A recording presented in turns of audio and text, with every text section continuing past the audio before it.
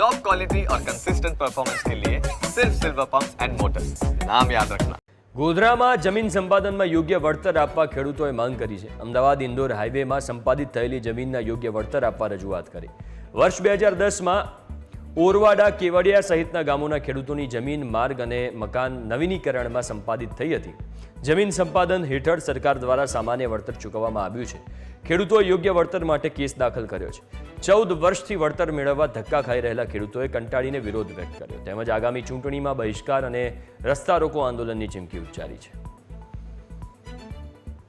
આજ રોજ અમે ઓરવાડા વઢેલા ચંચેલા ના ગામના ખેડૂતો અમે કલેક્ટર ઓફિસમાં આવ્યા હતા અને અમારા જમીન 2010ની અંદર સંપાદન થઈ છે, એનો વળતર આજ દિન સુધી અમને મળેલ નથી, જેની રજૂઆત કરવા માટે અમે આવ્યા હતા, પણ છતાં પણ અમારી રજૂઆતને સાંભળવા માટે કોઈ તૈયાર ન હોય એવું અમને લાગી રહ્યું છે કે કલેક્ટર સાહેબે પણ અમારી રજૂઆત સાંભળવાના બદલે ડેપ્યુટી કલેક્ટર સાહેબ પાસે અમને મોકલ્યા અને અમને કોઈ પણ યોગ્ય જવાબ આપવામાં આવ્યો નથી, જેથી અમે અસંતોષ થયા છીએ। આજે 13 વર્ષથી અમારા જમીન ગઈ છે, મકાનો ગયા છે, ઝાડો ગયા છે અને ખેડૂતોની પરિસ્થિતિ એટલી બધી ખરાબ છે કે હવે શું કરવું એ આજે ખેડૂતોને પ્રશ્ન થઈ રહ્યો છે। સર્વે ખેડૂતો જે અમારી જમીન 2010ની અંદર ઇન્દોર ગોધરા દાહોદ ઇન્દોર રોડમાં ગઈ છે, સંપાદન કરી છે, એને અમને ન જેવું વળતર સરકારે પહેલું ચૂક્યું છે। ફરી અમે વળતર માટે અમે કલેક્ટરમાં અમારા લવાદમાં કેસો ચાલે છે, એમાં અમે વારંવાર રજૂઆત કરી કલેક્ટર સાહેબના જોડે, પણ અમને હજી સુધી કોઈ જવાબ મળ્યો નથી। એના માટે અમે વારંવાર આવીએ છીએ અને ધક્કા ખાઈએ છીએ।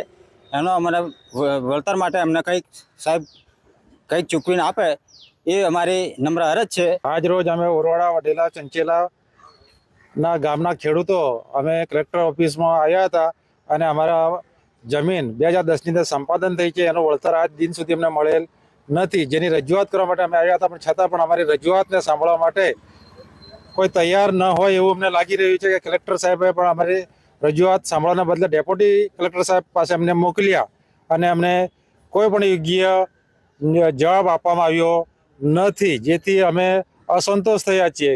આજે 13 વર્ષથી અમારા જમીન ગઈ છે, મકાનો ગયા છે, ઝાડો ગયા છે અને ખેડૂતોની પરિસ્થિતિ એટલી બધી ખરાબ છે કે હવે શું કરવું એ આજે ખેડૂતોને પ્રશ્ન